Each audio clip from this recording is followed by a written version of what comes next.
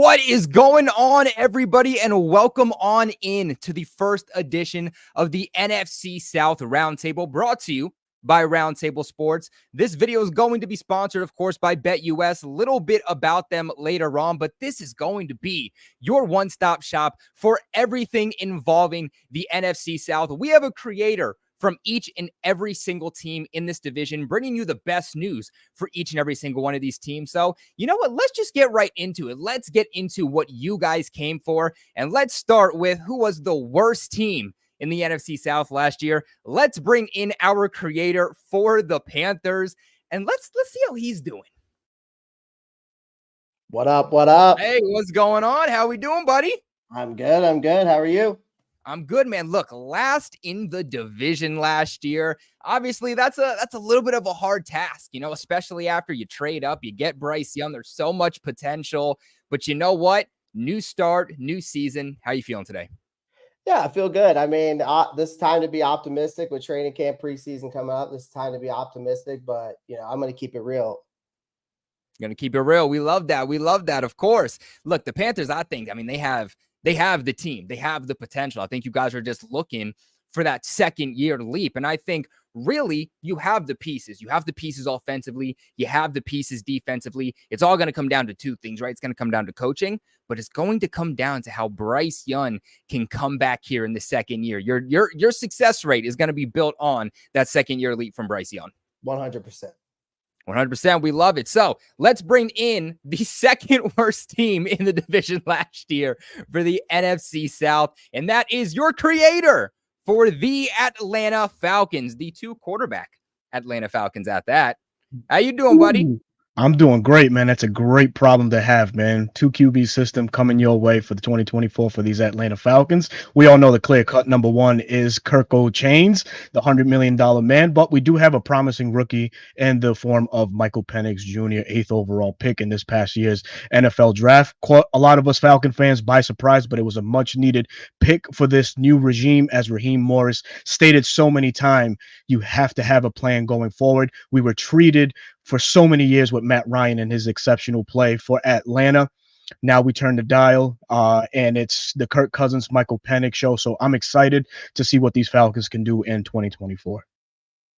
Yeah, for sure. I mean, like you said, too, having two quarterbacks, I think everybody was a little bit shocked when you ended up making that move for Michael Penix, especially after you get Kirk Cousins, but maybe trying to do a little bit of a Green Bay Packers thing here. You know, Aaron Rodgers, Jordan Love trying to kind of make that transition there. So, you know what? A lot of questions right now for the Atlanta Falcons, but quarterback is the most important position, not just in football, but the most important position in sports. And if you can have two quality guys at that position, it's definitely going to open up the doors tremendously on things that your team is going to be able to do. So like you said, not a bad position to necessarily be in, but let's go ahead and bring in our second best team in the NFC South this past season. Surprisingly, you have the Saints coming in. So let's bring our Saints creator in.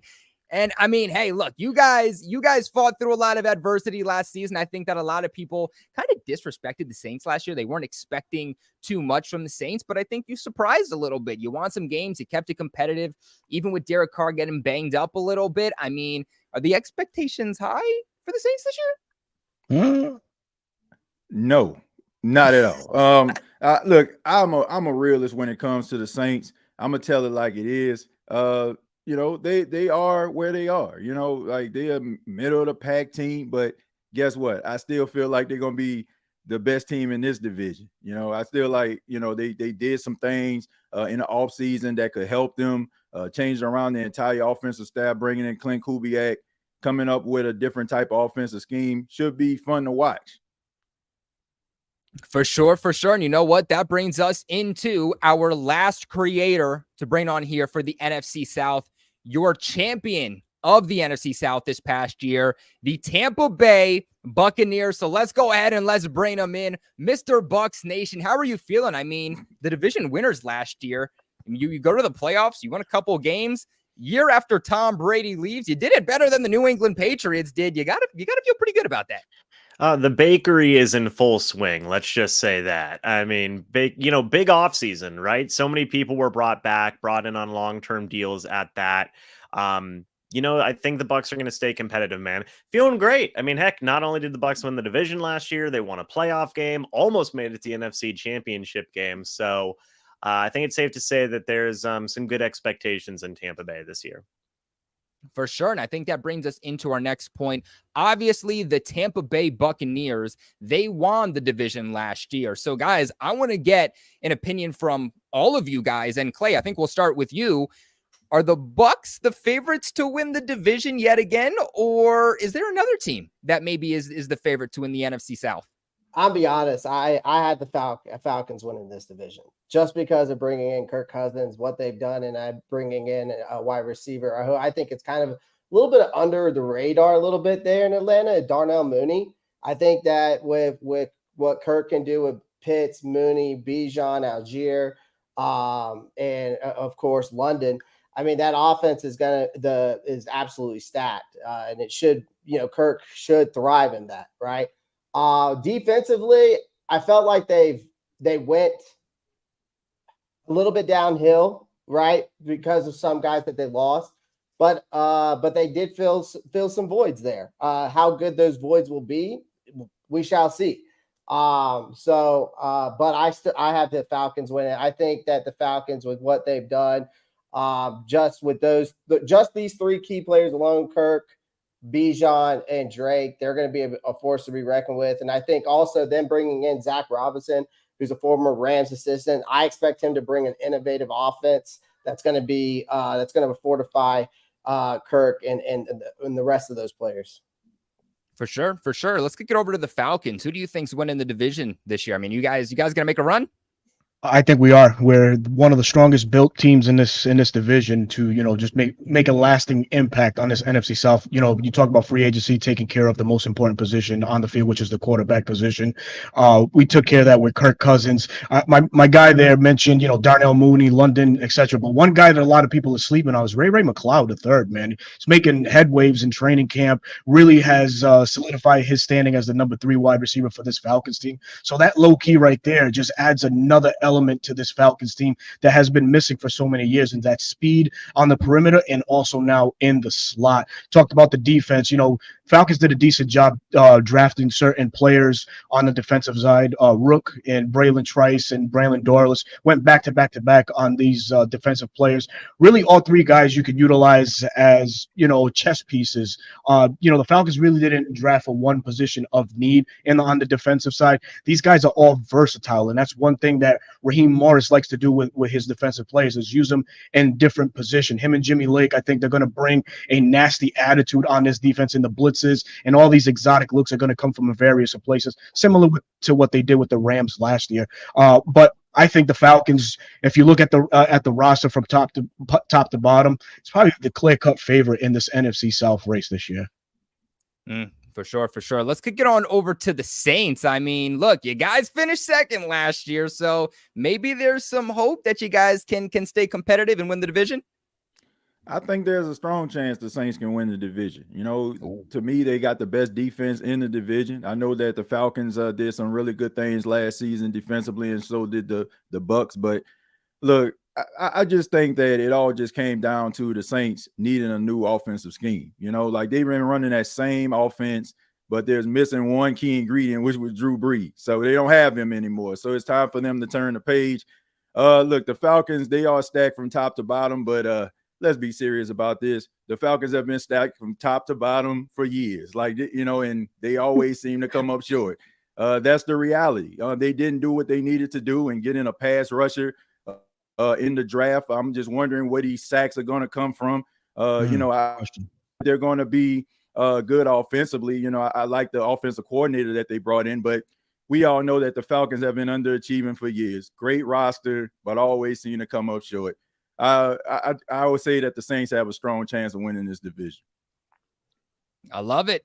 Definitely a competitive division where I think it can definitely be wide open. It's not like maybe the AFC East where the Bills are probably the reigning favorites there still for the AFC East. Here in the NFC South, I feel like really any respective team can come up at any moment and surprise, because there is so much potential with all of the teams here in this division. Mr. Bucks Nation, this is where we're going to throw it to you. Obviously, like we said earlier, the reigning champions of the division. Are you guys going to go back to back? Do you feel confident, or do you feel like there's maybe a team that's lurking behind your back in this division that could surprise? Well, it wouldn't just be back to back. It'd be back to back to back to back, because the Bucks have won the division the past 3 years. Man, the Noah Lyles of the NFC South. The Noah Lyles, 14 and like 1/14 of a second. Like, that's what y'all are. Y'all Noah Lyles crossing that finish line. But I got one question for Mr. Buck. I have one question for Mr. Buck. Dave Canales proved to be the driving force of that team. Now that he's with Carolina, how do you see this offense stacking up, or how do you see this new OC using these weapons as well as Dave Canales did last year? No, I mean, it's a fantastic question, right? I mean, Liam Cohen, one of the biggest reasons they brought him in was because of his history with working with Baker back with the LA Rams for the little time that they had spent together. And ultimately, we'll see, right? Like, much like in the case of Zach Robinson with the Falcons, they're coming out of that West Coast system.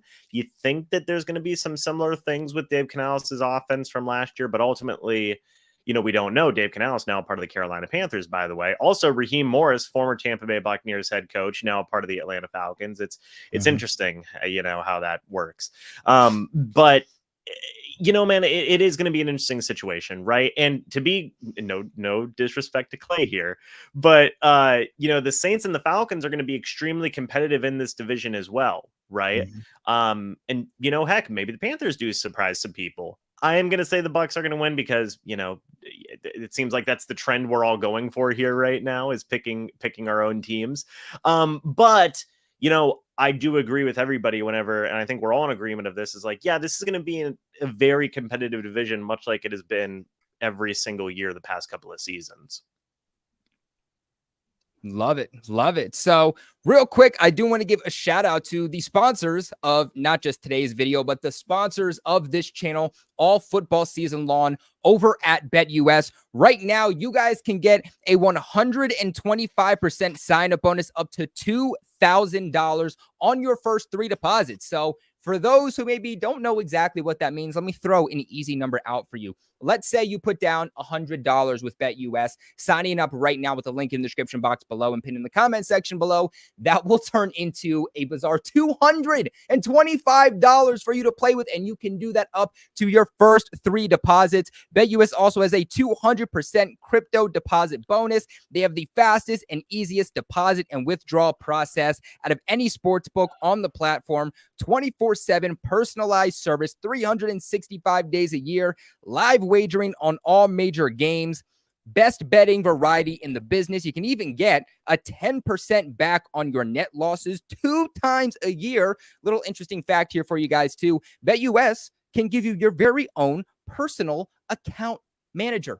Yeah, you guys heard that right. And right now, you guys can actually see on the screen, this is going to be via BetUS, the odds for each team in this division to win next year. So right now, you guys use that link in the description box below, sign up, put your money where your mouth is. If you think the Atlanta Falcons are going to win, right now they're at -125. Put your money on it. If you think the Carolina Panthers are going to win at +1100, let me tell you, that's a pretty penny. Put $5 down on that, and you're gonna make a pretty penny if you end up hitting on that.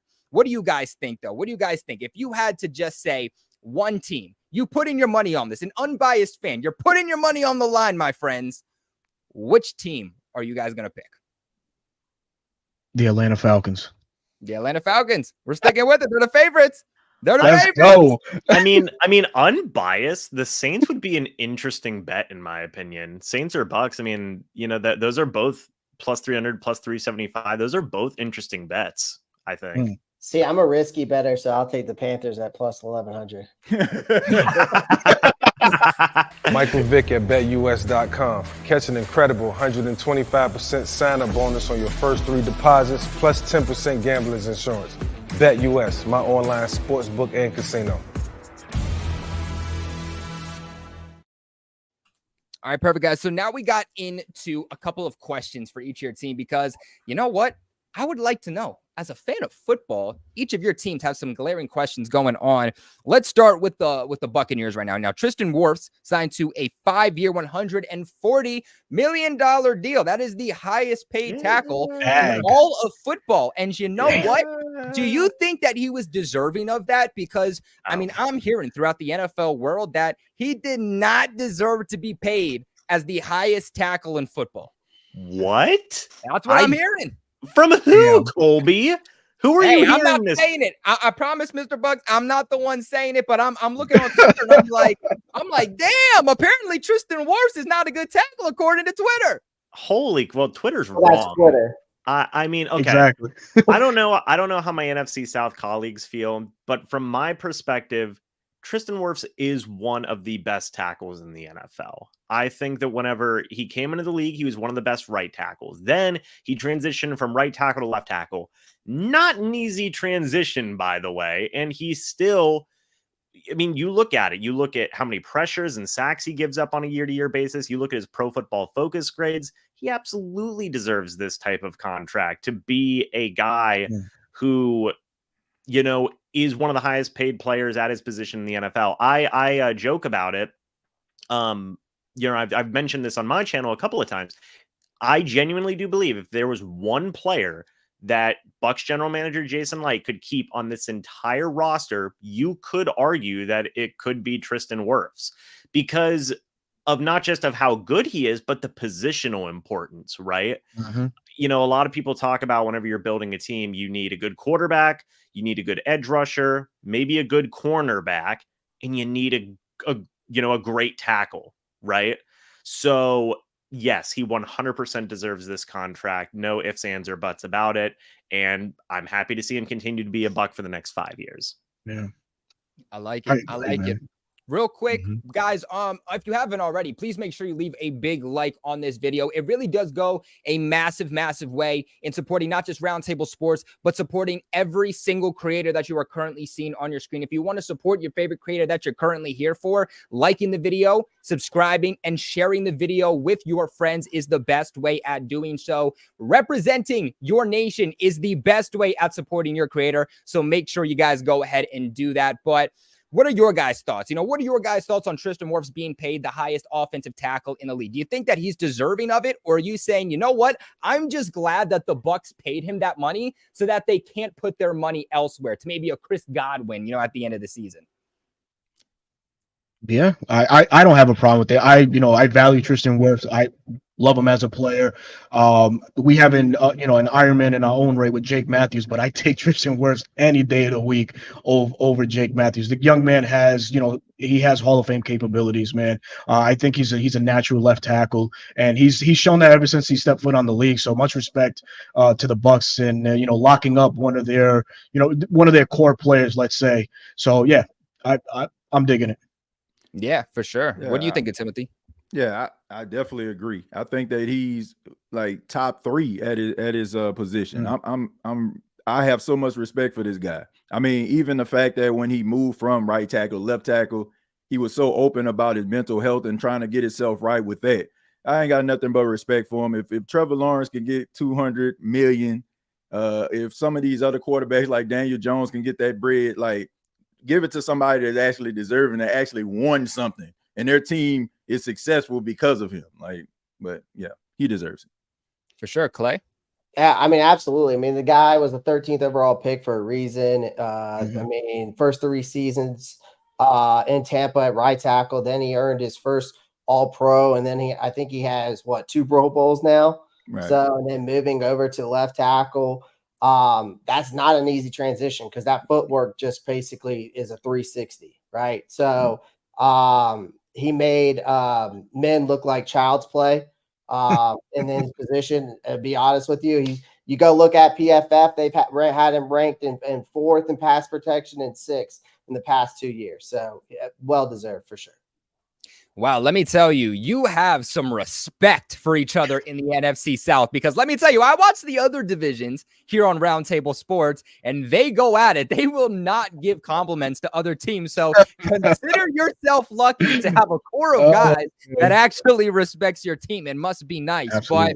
But moving on here, though, I do have another question for the Falcons. Look, you guys are in a very, very interesting position with your quarterback battle. And like, we said earlier, we are going to get into camp news and everything going on with each of your respective teams. But I got to ask now, is there a possibility that we could see Kirk Cousins not get the starting job week 1? Because this is a real battle from what I'm hearing.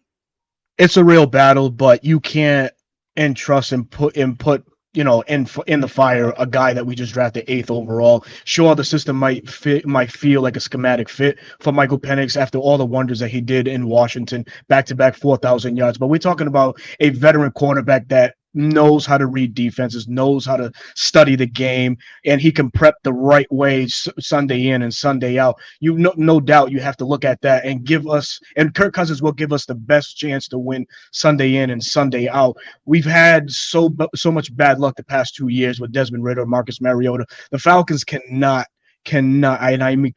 invest the 8th overall pick in Michael Penix and expect him to start when you just paid Kirk Cousins $180 million. He's not riding the bench for that much. So no, I feel like this is Kirk Cousins' jobs to lose, and he's not letting that go anytime soon. Interesting. So do you think that maybe if Michael Penix does start showing out and he does start looking better than Kirk Cousins does, and maybe the rest of the team offensively and defensively starting to kind of rally around Michael Penix, is there a chance that forces Michael Penix into the mix a little bit sooner? The way that I see it, not exactly the same situation, but the New England Patriots are kind of in an interesting situation too that is somewhat similar to what the Falcons are in. They have Jacoby Brissett currently starting for them, but they drafted Drake May 3rd overall. And the question is, well, if Drake May starts looking better than Jacoby Brissett and the team knows that the young guy is better, how can you throw the veteran out there? Because these guys just want to win and they want the quarterback that is ultimately going to be best for them. Do you think that's the type of pressure on the front office to put Michael Penix in? I don't think so. I think you were prepared to just hunker down and see what Kirk Cousins delivers in year 1 and possibly make that decision in year 2. Again, we just visited the contract. That's a pretty hefty contract. A lot of people, 4 years, $180 million, but really it's a 2-year, $50 million deal. And if Kirk Cousins plays, subpar or just, at that Mendoza line, so to say, in a baseball term, then you might look at Penix, but you still have to go the rest of the way with Kirk Cousins. You can't ruin the rookie by throwing him in week 1, man. I mean, I'm sorry, at any point during the season, unless the Falcons have the division wrapped up, and it's some games towards the end of the season, like Washington, no disrespect to them, then you can probably see Penix come in just to see what the kid has. But this is Kirk Cousins' boat to steer, man. So I don't think so. There's no pressure.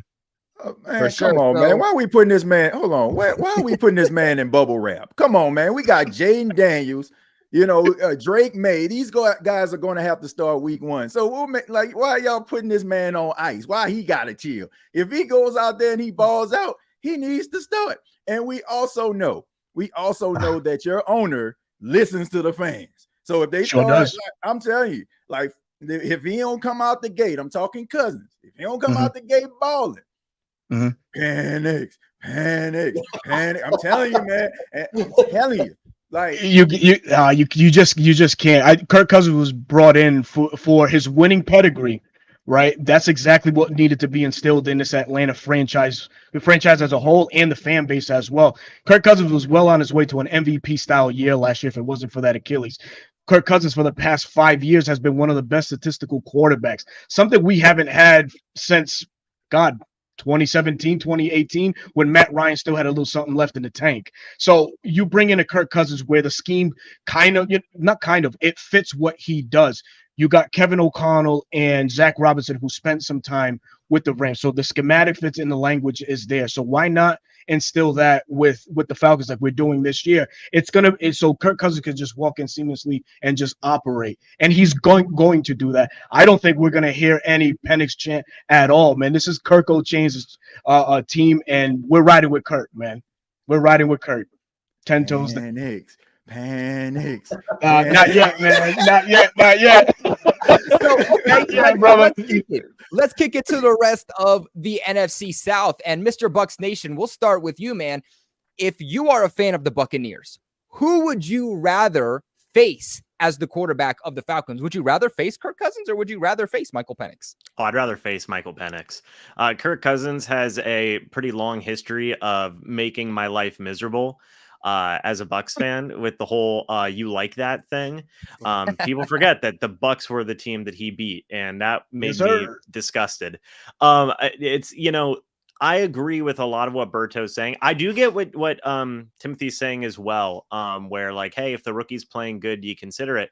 Colby, you talked about a situation in New England with Jacoby and Drake May. I feel like a big difference there is the level of play between Jacoby and Kirk, right? Like Kirk is a much better quarterback, in my opinion, than Jacoby Brissett, just in terms of what he's done the past couple of years. Berto's right. If Kirk would have been healthy all year last year, he was cooking. I mean, you really could have made a legit argument that he could have been an MVP candidate. The fact that Kirk Cousins, yes, sir. Talk about it. And hold on. The fact that Kirk Cousins was brought in the first place, we talked about at the beginning of the show, is why a lot of people are giving the Falcons a lot of credit right now to be one of the favorites, you know, in the NFC South right now. So, and heck, me, Timothy, and Berto are all together talking about the Michael Penix pick whenever it was made. The second night of the draft, we were all like, "What the heck just happened?" Makes sense. I mean, with all of that being said, I would rather face Michael Penix. I do understand why it would be a conversation, right? Because you did take Penix at number 8 overall, and you don't just take a guy that early to have him sit for a couple of years, especially whenever he is, you know, an older quarterback coming into the league. So who knows? Like, will there be some fan rumblings about Penix if Kirk does throw like a costly interception? Yeah, you know, there will be. But ultimately, I think Kirk will be a good thing for the Falcons, and I think he deserves that right to be the starter out of the gate, and just what he can do. Cole, can I add one more thing? One more thing real quick about the whole Michael Penix situation. It would be wise for the Falcons also not to start the rook. We have a right tackle in Caleb McGarry that's more known for his mauling on his run blocking ability, than his pass blocking abilities, and he'll be protecting Michael Penix's blind side. Currently on the roster right now, we have a swing tackle in the form of Storm Norton, but he in his own right is not one of those top tier guys that can come in and fill in and, you know, just holding it down. So for that reason too, I would be cautious, or, you know, have caution if Penix was to start for the Falcons for that reason, the Caleb McGarry effect, man. Yeah, and I really think you brought up a really great point too, and is the fact that they're going to have different blind sides. Michael Penix throws left arm, and Kirk Cousins is going to throw with his right arm, and that's going to affect not just the offensive line and the protections and the duties, but what that's also going to do is that's going to affect the way that receivers are catching the ball. So, I mean, 100%. It's also different from like that New England situation because Drake May, Jacoby Brissett, both of those guys throw with their right hand. So the way that the receivers are catching the ball, it's the same. The way that the offensive line is going to be shaping up is the same, but that's not the instance here in Atlanta. And I think even these receivers, they're going to need an entire offseason to get used to one quarterback. So if they're going to make that switch cannot happen during the season. That switch is going to happen during the offseason to be able to kind of build that continuity. Just because if you throw him out into the fire, I mean, your receivers are used to catching pass from Kirk Cousins, a right-handed quarterback. Next thing you know, it's spinning the other way, and that ball's flinging up in the air, and it's resulting in an interception. So great point by you. I agree with that one. Now, Clay, I want to get your thoughts, too, on this entire Falcon situation. As a Panthers fan, which quarterback would you rather play against? Would you rather play against Michael Penix or Kirk Cousins? Well, most definitely the less experienced quarterback, right?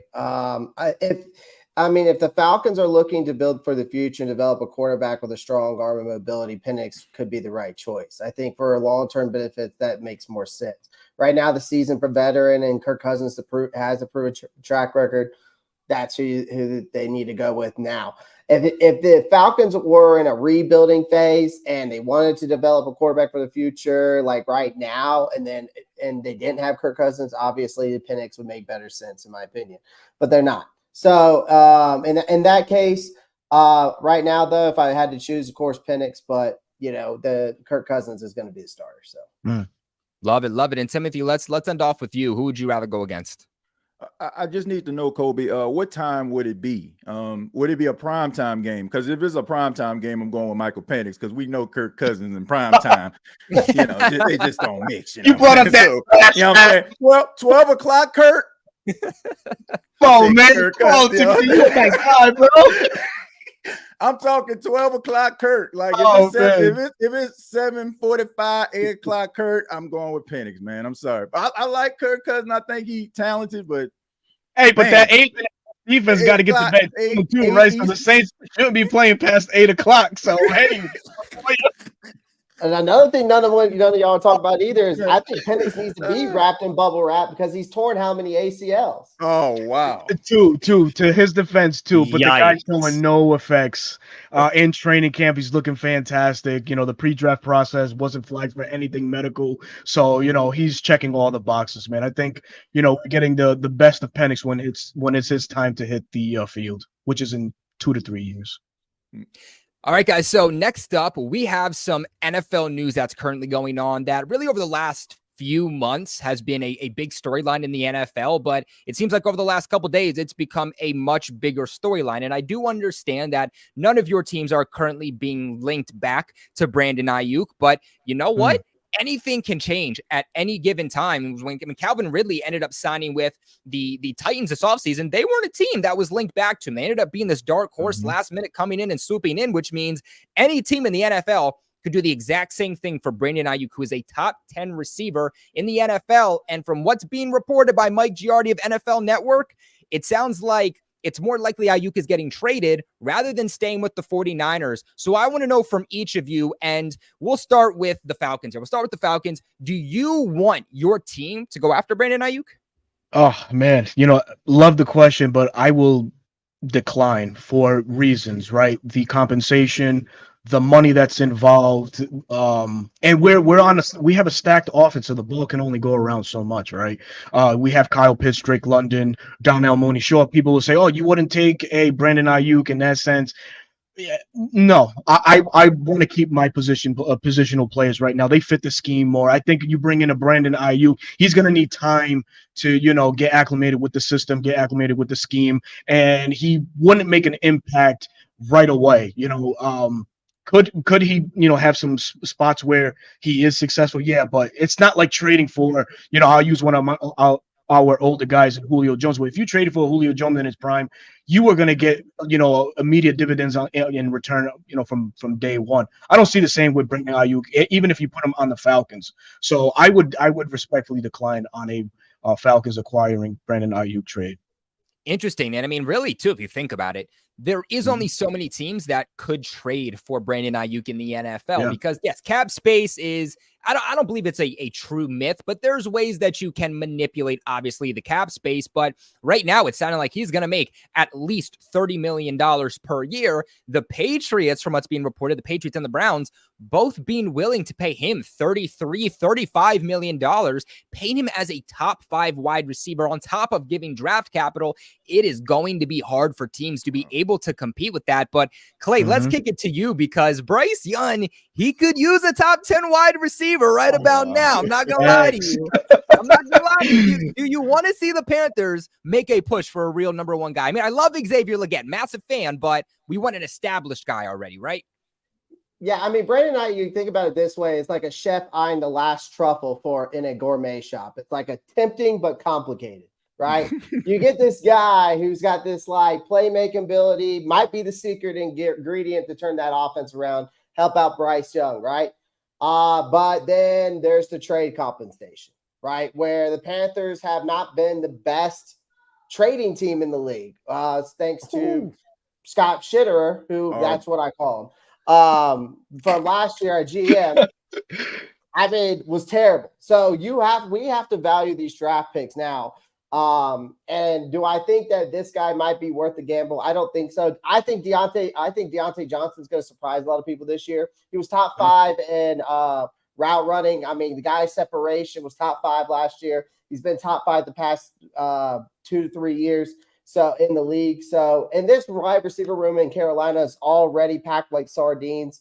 So I think it would be a bit of a rush But would I be opposed to it as long as the compensation's right? Love it. Love it. Mr. Bucks Nation. I feel like I know what you're going to say because you already have 2 number 1 wide receivers on your roster. But you know what? Why not make it a trio? Why not go for 3? Why not have the best wide receiver trio in the entire National Football League? Brandon Aiyuk to the Buccaneers or no? Money. Hell, look, do I want Brandon Aiyuk? Yes, of course I do. Everybody wants Brandon Aiyuk. He's really good. Do I think they're going to do it? No, no way. That would be great if they could, but like you said, Colby, they've already got 2 number 1s on their team right now. I was interested. I was a little surprised to hear Clay say no on the Brandon Aiyuk thing. Because I think that, again, I love the Deontay Johnson trade, I think, or trade for them. I think that's awesome. Xavier Leggett's an interesting person as well. But I think that 2 teams, just talking here for the NFC South, like the Saints and the Panthers would be 2 interesting teams to make a move there for Aiyuk there, just to add another dimension to their offenses. It would be interesting, but not so much for the Bucs. For sure. I mean, that obviously makes a lot of sense, right? I feel like the Bucs are probably one of the last teams that needs another wide receiver. But you know what? If they're really going all in, might as well go all in, right? But it always comes down to money. Timothy, we're going to kick it to you, okay? You kind of have this Alvin Kamara situation going on. Maybe we'll get to that a little bit later. But you lose Michael Thomas in the offseason. I mean, obviously he's a free agent, but you're moving on from him. I just feel like the Saints could use some more star power on that offense. Give Derek Carr a guy to really go to. The Saints a place for Brandon Aiyuk? No, I don't think it's a place for him because the Saints have a Brandon Aiyuk and it's Chris Olave. Like when I look at Chris Olave, I kind of look at Brandon Aiyuk with the same skill set. Like, and honestly, this might sound controversial, but I think Brandon Aiyuk is a system player. I think he's a product of a Kyle Shanahan system. I just think that he thrives in that system, 100%. And if he was to go somewhere else that doesn't run that type of system, I think that he'll just be a jag, just another guy. So I don't really look at him in high regards. Like he's going to get paid like a number 1 receiver, but I don't think he is one. I just think that he's a product of a system. The system makes him who he is. Sorry. I respect that. What he just said. I respect that 100% because I had the same feeling that Brandon Aiyuk is no more than just a system guy and will be a jag in another system for a fact. Well, not only do you guys respect each other, but you also agree with each other. Let me tell you, nothing that you will see from any other division with the NFC it's the South. First episode, Colby. Oh man, you gotta let some things. You gotta let some things happen. You gotta let some things happen. There you go. But I can't talk shit because I'm last. So you know what I mean? It's gonna be like because we're coming up, so it's hella talk over here, bro. Spread the love. Yeah, exactly. We are about to bring up the training camp news from each team. So make sure you guys stay tuned. Before we get into that though, please make sure you guys hit that thumbs up button if you have not already. Guys, I told you before, I truly mean it. It goes such a long way at supporting all of your boys here on the NFC South Roundtable, everybody at Roundtable Sports. Make sure you guys also follow NFC South for all of your news involving this division. But before we get on to training camp news, let's kick it over and hear from Shinesty. So now you'll probably notice that half of our representatives at Roundtable Sports always have their undies in a bunch when it comes to their favorite NFL team. And listen, I'm sure that they're getting sick of that feeling where they're feeling a wedgie rather than a warm hug. Maybe they want to say goodbye to uncomfortable chafing and hello to the softest underwear they will ever wear. Well, folks, let me introduce you to Shinesty.com, the underwear company that is here to revolutionize the underwear game. Let's be honest, life is too short for boring undies. These are so soft, y'all. You won't even realize you're wearing them. With the moisture-wicking technology and a perfect fit that never rides up, you'll quite literally feel like your balls are floating on a cloud all day long. And look at some of these absolute designs. And get this, folks. If you use our code at checkout, you can get an additional 15% off your order, RTS15. Remember, supporting our sponsors is a way to support us over at Roundtable Sports. So stop neglecting your balls and give them the gift of Shinesty underwear. Link is in description. I know it killed Dan to make that commercial. So shout out to Dan Mitchell for recording that for us so that none of us had to do it. All right. Dan's But freaking look, wild. man. Let's get into the training camp news, because right now that is everything circulating around the NFL. This is our first look at each and every single one of these teams as we get ready for this upcoming 2024 season. What we're seeing in camp is what we're at least going to see for the start of this upcoming season. So, Mr. Bucs Nation, let's start with you. What are we seeing from the Tampa Bay Buccaneers? What are we seeing from Baker Mayfield? Tell me the good, tell me the bad, tell me all the juicy stuff. Yeah, so I've had the chance to go to a few different practices now. One thing that's been so interesting about Baker Mayfield this year is he looks more comfortable with the team. Of course, that comes with just time around the players. He's looked a lot better this year in camp than he did last year. One big difference has been, kind of Baker's up here, Kyle Trask and John Wolford are down here, the backup quarterbacks. And that's a good thing to see, in my opinion, right? Like Baker's getting the ball out quickly, a lot of short to intermediate throws, some deep balls thrown in here or there. Kind of the biggest story out of the Bucs training camp so far has been the emergence of rookie wide receiver Jalen McMillan. I mean, if you told me that this dude was going to be the number 3 wide receiver day number 1, I would believe you wholeheartedly right now, because he's been building a lot of chemistry with Mayfield so far up to this point. Has been making plays left, right, and center. So that's on the offensive side of things. On the defensive side of things, really the tone setter for the defense and really just most of the practices in general has been KJ Britt. He's been very fiery, has had a couple of scuffles here or there. But I think that can be viewed as a positive way because it sets the tone for practice. It raises up the intensity and keeps guys on their toes, essentially. And a lot of the guys that have kind of been viewed as question marks. Look, new starting center in Graham Barton. Zon McCollum's going to be your second cornerback now going forward. KJ Britt, your second linebacker. What's going on with the pass rush? You're starting to see more of those questions get answered as time has been progressing here. Of course, it is important to take it with a grain of salt because it is training camp. It is shorts and t-shirts. What is this going to look like whenever live action is out there? But so far, the early returns on a lot of the admittedly gambles that the Bucs have been making have been good so far up to this point. All right, perfect. Is there anything that you're seeing from the Bucs that maybe you are currently a little bit concerned about that could maybe plague your upcoming season? Absolutely. The pass rush, I think, is a good point of concern. And I've talked with, Berto and Timothy about this even earlier on in the offseason. They're so young right now, right? And you have a situation where JTS is going into a contract year, hasn't necessarily had the best start to his career. Yaya Diaby just suffered a high ankle sprain and had to be carted off the field during a practice. That was a big blow. But even if he was healthy, can you rely on Yaya Diaby in year number 2 to continue to have that high level of an impact? That's a big question. You brought in Chris Braswell, but can you rely on a rookie to be a big piece of your pass rush? That's a big question. And then you have Randy Gregory, who's not even showing up. So, there's a lot of concerns with the edge rushing linebackers for the Bucs right now.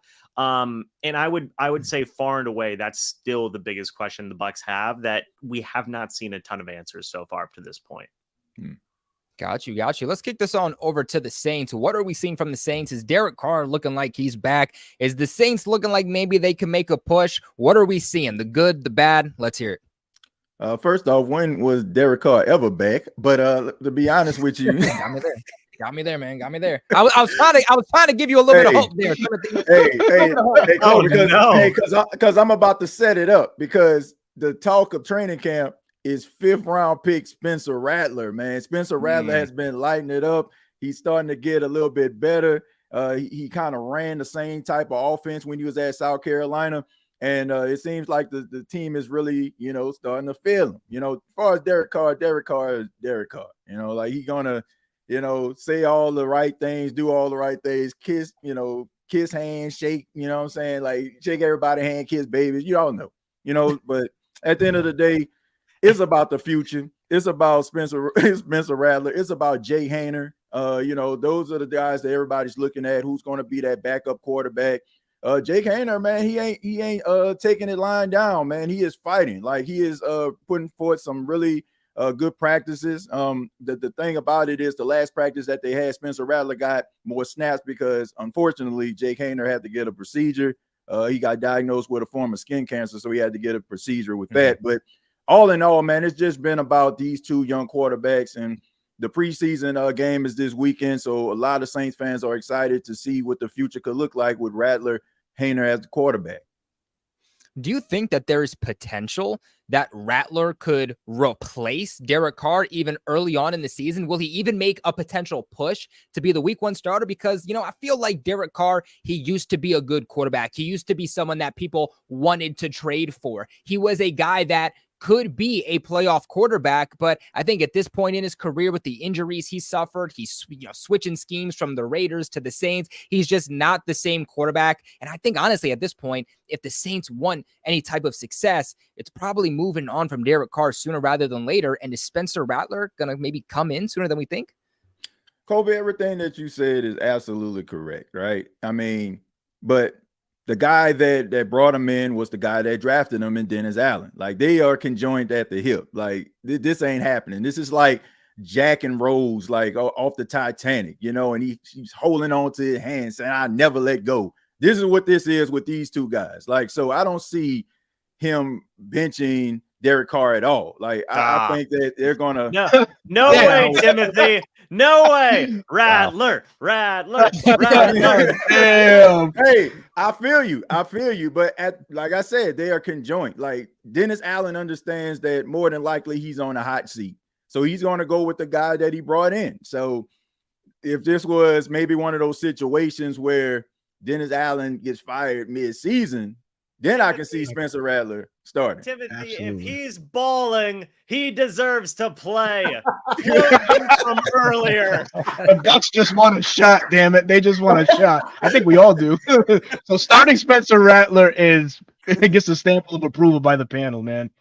All right, guys. Well, before we get into the final 2 teams here, talking about their training camp recaps from what we've seen so far, we got to let you know about the exclusive merch that we have over at Roundtable Sports for each and every single division, every single team in the NFL, including the NFC South. Your team has this new election merch that Roundtable is kicking off here. Who are you guys voting for? Make sure you guys let us know in the comment section. As you can see here, we got some really, really good ones. I mean, we got sweatshirts, we got hats, we got Atlanta football, Mayfield and Evans here for the Buccaneers. I mean, you guys will not find merch like this on any other platform. Right now, there is a link in the description box for you guys to go ahead, get your team, represent your team, because I'm sure you guys much rather, represent your quarterbacks, your wide receivers than the actual election that's going on anyway. So go ahead and click the link in the description over at roundtablesports.shop. Not only do we have merch for each individual team, but we also have some merch for Roundtable Sports in general too. So if you're like, hey,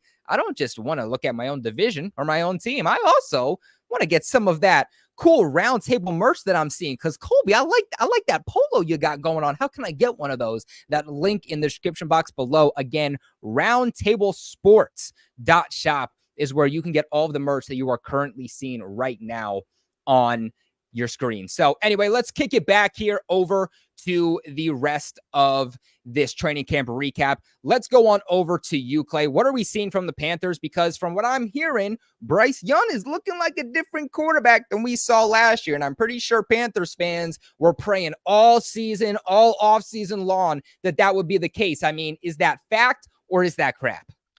No, I mean, Bryce definitely has improved his deep ball accuracy. He's finally stepping into his throws. I mean, that's the biggest thing for him last year. His biggest weakness was the deep ball accuracy. He can throw it deep. He just couldn't put it on the numbers. The problem is, obviously, last year too, though, I mean, there's a full list of what was wrong with the Panthers organization last year. And I can give you that full list, but we'd be here all day. But yeah, in training camp, he looks a lot smoother. Dave Canales is really obviously has been, like he said, it starts from the ground up, which means it starts with the footwork all the way up. And that's what Dave Canales is doing. He's starting to implement this 2.7 seconds, getting rid of the ball. which needs to be implemented after you were picking yourself up off the ground 62 times last year. So, Dave Canales also, though, he's got his hands full. I mean, he has to inject discipline and the energy that he was bringing into Tampa last year into this team. And consistency remains the challenge. Also, injuries. Injuries have been huge. You have a lot of tight ends with injuries like Tommy Trimble, Stephen Sullivan, even Ian Thomas, who are dealing with injuries. But then you got Jadavion Sanders and guys who Jordan Matthews, who's transitioning from wide receiver to the tight end, who are stepping in. You still got your second round pick and Jonathan Brooks still out with the ACL. You got Xavier Legette, who we just received word that he missed, he didn't fracture his foot. So that's a blessing. But the offensive line actually looks cohesive. It actually looks like it can communicate. Corbett's transitioning to the center, but Damian Lewis and Robert Hunt, those signings actually seem to be panning out right now. Whether that's because they're panning out or our defense is that bad now. Losing guys like Luvu and Brian Burns is going to be tough to replace, but I do like what we're seeing on the defensive side. It sounds like Jadeveon Clowney is fitting in nicely. Deontay Johnson on the offensive side is fitting in nicely. So we're in this whole transition phase, right? New coaching, fresh faces, some injuries, headaches. I think there's some promising leadership here, but the rookie talent, there are some concerns in some other areas. But, as preseason near, we're getting ready for your Patriots on Thursday. So the focus is on stabilizing this roster and getting these key players back to healthy.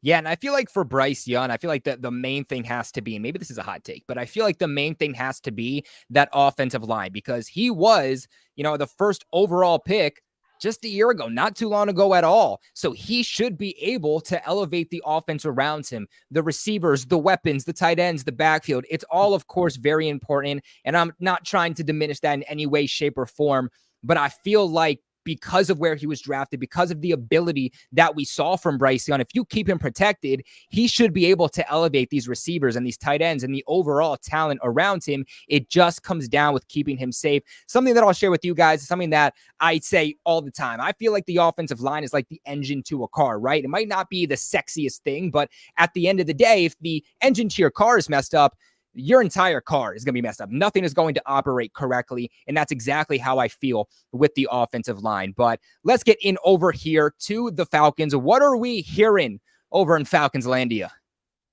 Man, this is the Falcons are back, man, and we're back like Roman Reigns was on SummerSlam on Sunday night. Got the pop and everything. So acknowledge the Falcons as the NFC South front runners. No, I'm just bullshit, man. But no, the solo great.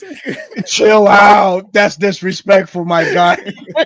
You guys are like the Tomatungas, just botching everything in the NFC South. But we'll talk about that later. Falcons have looked great in camp thus far. The quarterbacks both are living up to expectations. Kirk Cousins, as we all know, we talked about so much, the contract living up to it thus far in camp, looking healthy, coming back from that Achilles injuries.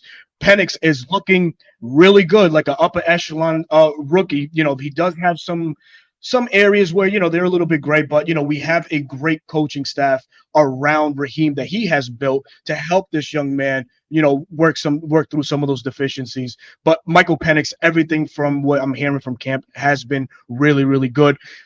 The return of Kyle Pitts seems to be hitting the waves as well. As we all know, Kyle Pitts coming back from a knee ailment from last year. He played through injuries.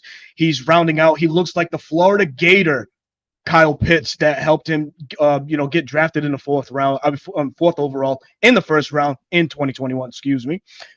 So that's very, encouraging to see. Bijan Robinson's been running around. Obviously, he's been splitting some of his carries with Tyler Algier, another running back that this NFC South NFC South division and the entire conference should not forget about. Tyler Algier is a baller in his own right. everybody's been looking good. The wide receiver, the position guys, Drake London looks like a beast, man. Darnell Mooney brought in from Chicago, looking like the 2021 version of Darnell Mooney, especially in this offense where Zach Robinson is going to spread it out a little bit and put these guys in some favorable matchups, is going to work to our advantage. Ray McLeod, as I mentioned as well, looking great. But there's one surprise in camp that I need folks to start clinging onto, and that's 6th-round pick Casey Washington out of Illinois. The kid has been making phenomenal catch after phenomenal catch, man. He's really showing, that he should have been worthy more of a 6th-round pick. He should have been one of those guys that could have been, drafted in the 3rd or 4th round. It speaks to the Falcons' scouting department and how well they draft. As we all know, the Falcons do a fantastic job drafting prospects in those later rounds, and I think that we have a diamond in the rough in Casey Washington. The biggest surprise in camp has been the secondary talk for these Atlanta Falcons, especially at cornerback number 2, where it has been mentioned since the offseason. Cornerback number 2, opposite side, A.J. Terrell, and to everybody's surprise, including my own, Mike Hughes looks to be the guy who has stepped up the most.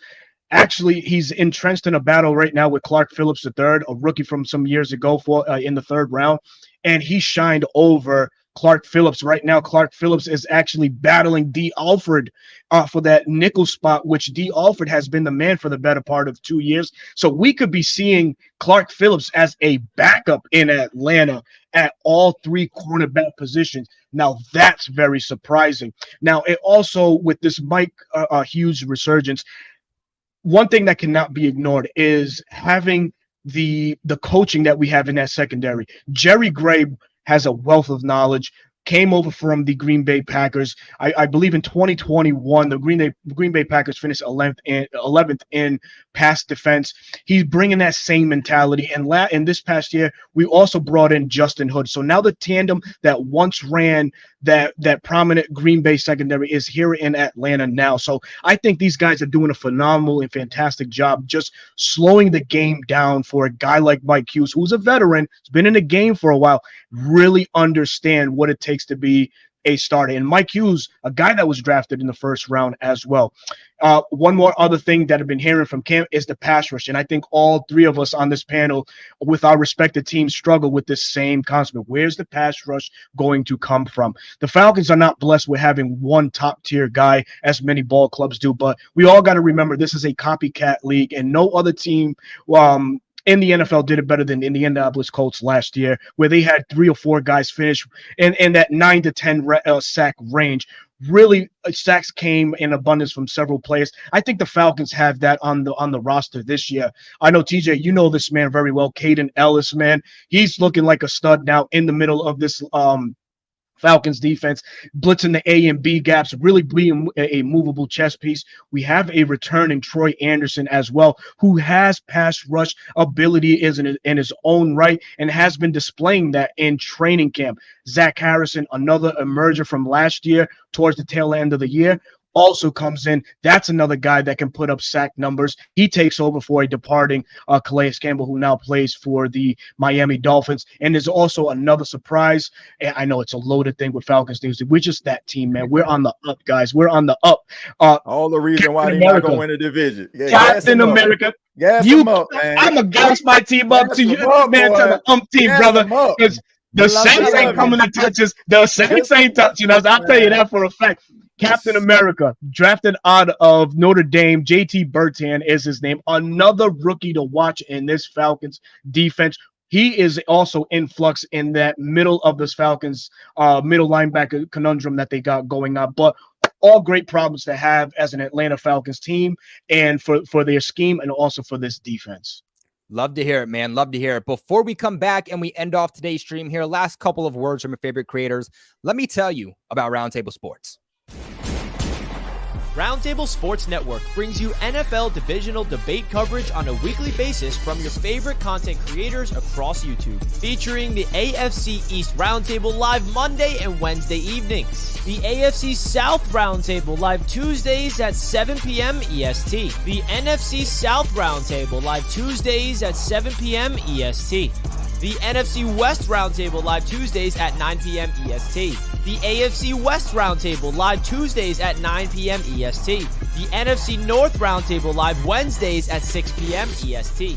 The AFC North Roundtable live Wednesdays at 6 p.m. EST. The NFC East Roundtable live Thursdays at 6 p.m. EST. Roundtable Sports. Real coverage from real fans.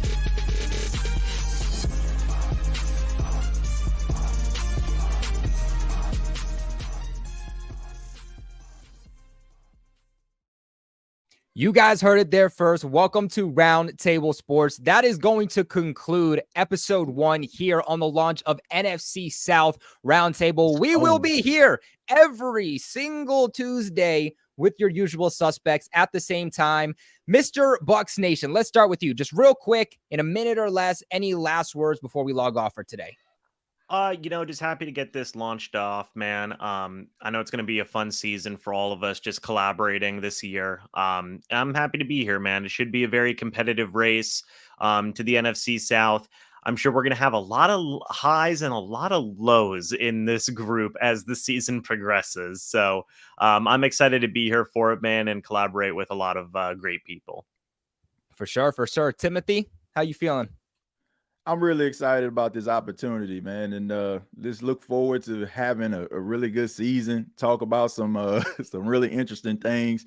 I'm looking forward to watching the Saints just dominate this NFC South, man. Crush the dreams of the Atlanta Falcons. Not bring with Spencer Baker Rattler. Mayfield back down to earth. And also, Carolina. I mean, yeah. Poor Clay. We should have gave the Saints more prime time. TJ lives near me, so defense, I'm gonna have man. to find him. Clay, let's kick this on over to you, man. Any last words? Yeah, man. No, I'm just glad that we got this launch, man, and just got to meet these guys and just shoot the shit, talk some ball. Obviously these guys know what they're talking about, and it's good. It's good. This is start of something, I think, something special. And right now we might respect each other, but there's going to be episodes where we're probably going to be going at each other's throats, and I'm looking forward to it. So let's get it. Awesome. Love it. Love it. All right, let's get over to the Falcons. Hey, man, first and foremost, thank you guys for allowing me to come on. I'm filling in today for my guy, Antoine Smitty Smith. Salute to Smitty. But this has been an incredible show. Glad to be a part of this first one to launch, man. I hope to be back on sometime soon, man. This is a great thing. I see great things happening for this roundtable. Salute to everybody. And looking forward to, collaborating down the line when each and every one of you guys, when the season rolls, man. For sure, guys, on your way out, please make sure you leave a big like on the video. Subscribe for all of your NFC South Roundtable news. Make sure you guys also, again, check out BetUS. Link in the description box below. Right now, you can get a bizarre, only via BetUS, a 125% sign-up bonus up to $2,000 on your first 3 deposits. We appreciate you guys, and we'll see you next time. Michael Vick at BetUS.com. Catch an incredible 125% sign-up bonus on your first 3 deposits, plus 10% gambler's insurance. BetUS, my online sportsbook and casino.